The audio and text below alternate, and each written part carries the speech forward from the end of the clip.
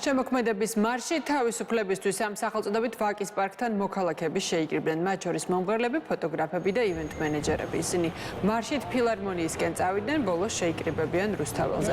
ფილარმონიასთან მცირე პერფორმანსის სახით ევროკავშირისა და საქართველოს დროშების ვარსკვლავის ფორმის სტიკერებიც გააკრეს. მოთხოვნები უცვლელია დაინიშნოს ხელახალი არჩევნები და გათავისუფლდნენ საპროტესტო აქციებზე დაკავებული მოქალაქეები. ეს არის შემოქმედების მარში თავისუფლებისთვის. ჩვენ გადავინაცვლოთ ვაკის პარკიდან ფილარმონიასთან და ფილარმონიიდან პარლამენტთან.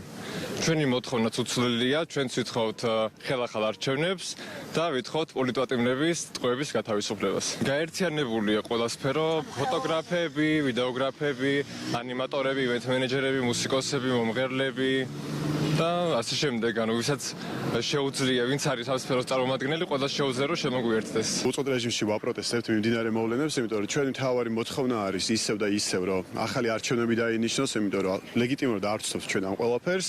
ასევე ყველაზე მნიშვნელოვანი რაც არის პოლიტპატიმრების განთავისუფლება, რაც ყველაზე მთავარი მოთხოვნა არის ჩვენ, იმიტომ რომ არასამართლიან დიჟებიან ეს კონკრეტული ადამიანები,